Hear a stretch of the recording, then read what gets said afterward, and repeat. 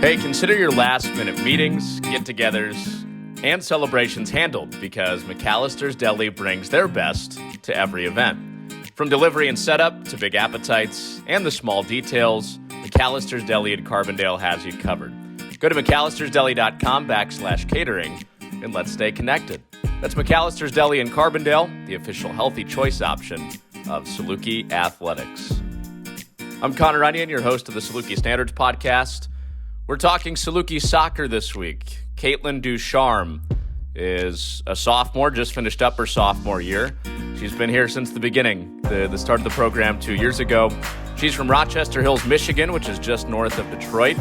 And we'll get into her whole journey and her steps to getting to SIU, but also a very interesting background with what she's done athletically. She played boys travel hockey growing up and was also a downhill skier, so taking advantage of some of the terrain up there in Michigan. Can't wait to get into it. Hope you enjoy it. It's Kaitlin DuCharme here on the Saluki Standards podcast. Welcome. How you doing, Kaitlin? Thank you. I'm doing well. Thank you for having me. Yeah, appreciate you doing it. First thing I wanted to ask about was that goal, the header goal at Missouri State to close the season. What were you feeling in that moment when you found the back of the net? Absolutely surreal moment. It didn't seem real at all. I think we all kind of paused and looked around for a second, waiting for something to go wrong. But yeah, I was on top of the world feeling. You thought maybe the AR would have the flag up? I was like, where's the offside flag? Where's the whistle? What's going on? What's wrong here? Because we all kind of just went silent. We kind of forgot how to celebrate a goal, I think, for a second. But yeah, no, it was a great feeling. So I was going to say, not only your first career goal, but the team's first goal of the season too. Right. Yeah. When did it hit you guys that you could celebrate and that it was a goal? I think moments after I ran over to Emma Spotak, my teammate who crossed it in, and just gave her the biggest hug ever. And I think we were all just happy that, we stuck with it through the season and we put one in. So couldn't have done it without them. And I'm happy and excited to score more next year. Yeah. How much relief was there when one finally found the back? Oh gosh, I couldn't even tell you that. We'd talked about it leading up to the game too. We were like, okay, we got to put one in. That's the first and foremost goal is let's put one in the net. And so it was definitely a big relief to, finally do that. How'd you guys deal with, I'm sure there was some frustration that one didn't come until that late in the year. How did you guys, hold your head up and stay positive through? Right. Yeah. I just think, it was definitely hard battling through those first couple games where double overtime ties one after the other. But I also think that left us with a lot of hope. And then I think just like throughout the season, even though times get hard, you got to just put your head down and keep going. And we could see the improvement within the team and how we played with each other, even if it didn't show on the board. So, yeah. How do you feel like the program's progressed? Alluded to it there at the top, how you guys are starting from scratch your first year. Now the second year, you got to deal with COVID and all those things. How do you feel like the program's progressed through 2 years? Well, it's definitely been a roller coaster, to say the least. But looking at how we played last year, our playing style last year versus this year is just absolutely night and day. And I think that's also what has given us so much hope and excitement to just keep moving forward. Do you sense maybe year 3 could be the breakthrough type of year where you start to see some of that pay off in the results? Oh, I think so for sure. Yeah. Especially if we, lock in, focus on just the final third, putting in the back of the net. Cause clearly those first couple games with double overtime, just tapping one in and that's the game there. So yeah, for sure. A lot of potential, I think. You've played some defense, you played some midfield. How many miles do you think you've logged throughout the course of the season?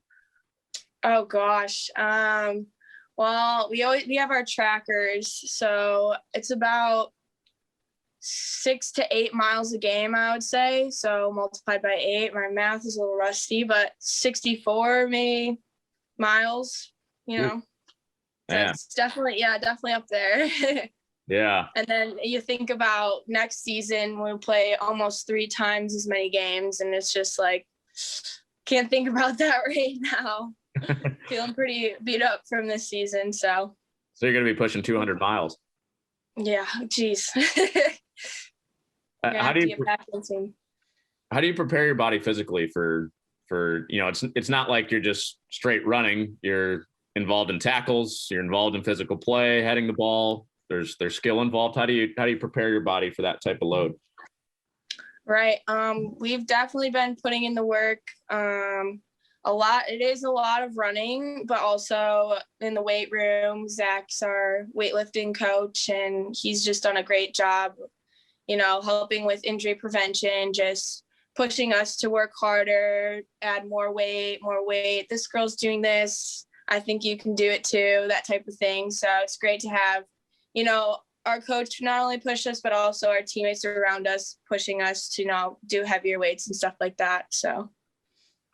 For you, what does this off season look like as far as, is it a big emphasis on adding strength? You want to have more endurance? Where are you at as far as your physical preparation for the fall?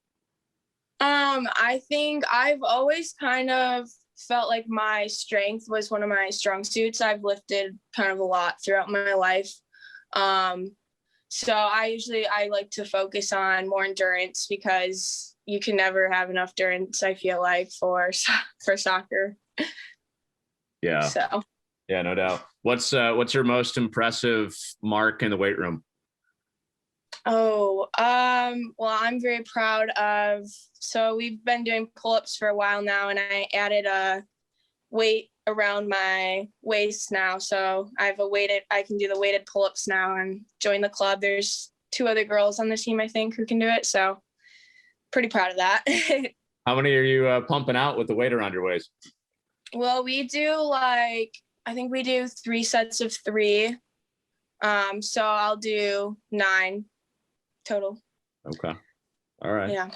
So on set pieces, don't mess with you. Exactly. Get shoved out of the way. Right. We were talking about just the origin of the program and how you've been here since the beginning and how you were recruited into a new program. Being from the Detroit area, Rochester Hills, Michigan, what had you heard about SIU before Grant and the staff reached out and recruited you? I'm going to be honest, I had not heard a lot. But just the opportunity to play at a Division I school and start a new program, that was so exciting to me. And, being able to be an impact here definitely means a lot. So I definitely jumped at the opportunity. Without any history, literally no history with Saluki Soccer, what questions did you have about jumping in on this experience? Well, I was just all in. I feel like I didn't really want to be close to home, and I wanted to play at a Division I school, and this just seemed like a great opportunity to, start a program and build up a team and make an impact somewhere. And so I was all in. Usually people say like proximity is a big thing. I want to stay close to family. Why'd you want to get away a little bit? I've always loved just traveling, and I love, experiencing new places, and kind of just, I think I'm a very independent person. And now being 8 hours away, I do miss my parents sometimes, but that comes with everyone. And so, it wasn't a concern for me. I was like, I'll go anywhere. I don't care how far it is. I think the farther, the more exciting it was for me. So, yeah. Where's the coolest place you've traveled? Germany. Germany would be the coolest. But I was young, so but I still remember a lot of it. It was really cool. What took you over there? So my uncle is actually like a doctor in the military, and they would travel a lot. They usually stayed in the United States, but they were in Germany for a little bit, and we jumped on that experience. So my family went over and visited them there, and it was just awesome. So cool to experience such a different place. I know you said you were young, but what was the most memorable part? Definitely like all of the like castles and like just like the cobblestone and stuff like that. It's just like the architecture is so different there. It's really neat. Hey, Bud Light has created a seltzer that's so satisfying, it's going to have your taste buds going absolutely wild. Bud Light Seltzer is the official seltzer of Saluki Athletics. You've got an interesting background sports-wise. Was reading up on your bio about how you played boys travel hockey when you were in high school. How did that experience start? So I actually remember this vividly. I was really young too for this, but I was a very, very active child. I always loved, moving around. When my brother was younger, I would, push him in the stroller. I'd be like, no, I got it. Like, I'll do it. And like, I would just hop out of the stroller. I'd be the one always moving, walking, whatever. And so he started playing hockey, and I would go watch with my dad. And I was like, I don't really like watching this. I'd rather be out there. And so he got me some skates, and that's where it all started. I joined my brother out there. So you literally played on your brother's team? Oh no, I didn't play that. We played like a league where it was like multiple ages, and then as I got older, I played on a boys travel team that was my age. Gotcha. So, but when we were younger, we played for a league that was like a bunch of different teams. So I'd play against my brother. But yeah, yep. Did you guys face off like positionally? Did it work out to where you lined up against each other? I honestly don't really remember that much. I just remember being so excited to be out on the ice because it was a totally different experience than like the soccer sports and basketball and stuff like that, which was a lot of fun. Did you ever get a check-in on them? Well, at that age, I don't think it was legal. We were probably like 8 when I played with him. So at home, I would definitely get a check on him. Yeah. We would wrestle all the time. So. Would you win? Oh, yeah. Yeah. Oh, yeah. Until, now he's 6'1" and I don't mess with him. But you got your checks in back then. Yep. Back then, I took full advantage for sure. Yeah. How would you describe yourself as a hockey player if somebody were watching you?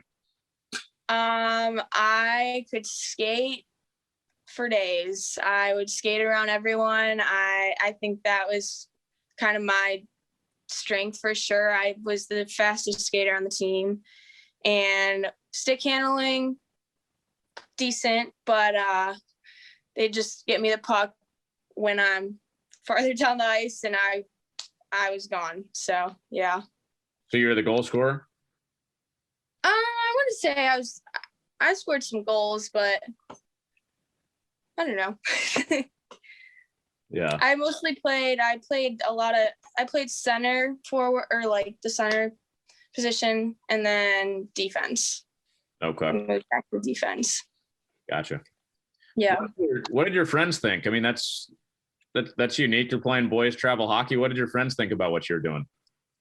They definitely thought I was cool. They didn't want to mess with me. Did anybody say like, what are you doing? Why are you doing that?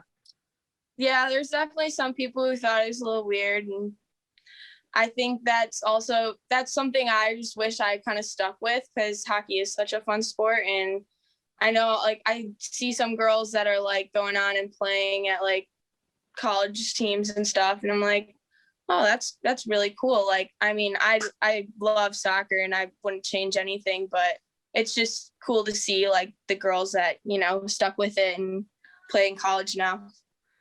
Do you think that opportunity would have been available for you? Like, were you good enough to play D1 women's college? Oh, I don't know.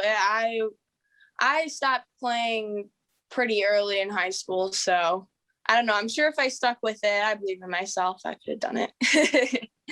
Sure. How'd the guys handle having a girl on the team? Um, it was they definitely embraced me and they accepted me and stuff, but at the same time, it's like once you get to an age where guys have crushes on girls and girls have crushes on guys, that's when it's like, okay, I think I'll stick to my soccer and basketball and skiing and the other millions of sports I played. So Right. yeah. When before it came to some of those things, what motivated you to keep playing and playing with the guys? Oh, I just absolutely loved the sport. Skating and in general is just, it feels so freeing, and opposed to running where you're always moving, you can kind of glide a little bit more, and I don't know, it's just such a different sport, and I loved it. What's your proudest accomplishment in the years that you played hockey? Oh geez, honestly probably just like you said, or like it wasn't a normal thing for a girl to play in a guy's team. And so to play in a guy's travel team, I think that was a really cool and unique experience for me. Have there been others that have followed? Like were you potentially a role model for other girls to get involved in your area? I haven't thought about that, but I hope so. That'd be really cool. Yeah. Not that you know of, though. Not that I know of, no. You're standing alone. Yeah, I'm a lone wolf. Yeah. How do you think your hockey experience has helped you with soccer now? I think for sure that's also why I have a lot of strength in my legs, and just like being able to stand my feet when I need to, stuff like that. Because with skating, you're kind of pushing wider and laterally, and so just like the agility kind of things and stuff like that, I think my legs have definitely benefited from skating and being a multi-sport athlete. So those 6 to 8 miles a game, that's nothing after skating all day. No, I don't know about that. I still feel it, but yeah. You mentioned briefly there your skiing background. I don't even know where to begin with that, because I had never seen that in one of our athletes' bios before. You had qualified for the downhill ski racing championships in Colorado. What led you to skiing? Oh my gosh, that brings back so many good memories. But my family grew up skiing. We had a cottage up in Michigan, up north, and we would go skiing every year as like a big family. My aunt and uncle, my cousins, we'd all go skiing. And I saw a racing course and I was like, let's go try it. Like, why not? And so I started getting really into it. I got a ski suit and I fell in love with skiing too. I think that was definitely like a getaway. It didn't feel like a sport to me really. But it was just so fun to fly down the hill. So, and I qualified to go to Colorado. So, me and my whole family went there. And that's also a reason I want to move to Colorado now, because it's just so beautiful. And I love the sport skiing too. So you think post soccer, you'll get back into it? Yes, I hope so. If my knees are good enough for it. Sure. I mean, when did it hit you that you wanted to do it competitively? Skiing? Yeah. In general, I'm a very competitive person, I think. So when I saw the ski course and I realized, I was in the mix of, qualifying for something that cool, I was like, let's go for it. Like, let's do it. And so my dad, did a lot of research for me, and he found a suit, because you wear like instead of the bulky like snow pants and coat and stuff, you wear like a thin, like almost like those like wetsuits. It's almost like that, but on the ski course. So he got me one of those, and he learned how to wax and sharpen skis, and he's like my little coach after that, which was awesome. What was the closest hill to you in Rochester Hills? Probably like it wasn't far at all, like less than 30 minutes. But I mean, those hills compared to the hills up at the cottage where we would ski in the winter versus Colorado, those are just three completely different levels. And, there's like man-made snow versus real snow. And, there's just so many factors. So like the hill we would ski at was just for fun, that the one that's 30 minutes from my house. But when I raced, I would race at the one up at the cottage or in Colorado. I mean, was it like an every weekend thing during the winter that you would be competing and preparing to qualify for the championships? Honestly, this sounds kind of conceited, but like I think I just started doing it for fun, and it just kind of happened. They were like, "Oh, your times are good enough. If you want to go to Colorado, like you're qualified, you can go." And I was like, Dad, like, let's go to Colorado. I was like, sweet. So yeah, it's kind of came. Were you the kid when you first started skiing that you wouldn't weave, you would just go straight down the hill? Yeah, I could see that being me. I started really young, but I'm not afraid to have the speed. I love the speed of going down the hill. So how'd you end up doing in Colorado when you went to the championships? I want to say I got top 10. It was a while ago, but I know I finished pretty well for how many girls there were, which was really exciting. And then we got to enjoy the rest of the trip just with the family, skiing the hills and having fun with that. So did most of that competition end up going on to compete after that? Or is it a lot like you? Maybe they were involved in other sports and that was just kind of a stop along the way athletically? Right. I don't know. I think a lot of those girls were really into it because they would have like, you can kind of tell by like the gear people have, like how into it they are and stuff. And they would have like the special poles and like the certain kind of helmet. And, I kind of just had my like throw it all together and picked up a used ski suit and let's do it. So, but I don't know. I feel like that's kind of how I've been throughout my life with sports. I'm like, let's do it. Like, this is fun. Let's do it. So yeah, unafraid. Yeah. Yeah. Are you mostly just a speed skier or do you have some tricks too?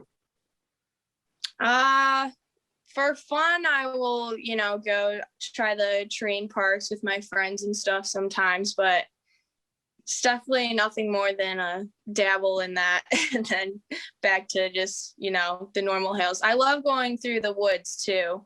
The little trails in the woods, those were my favorite thing when I was younger. Just weaving through all the trees and stuff. Yeah. Yeah. Gotta have good control.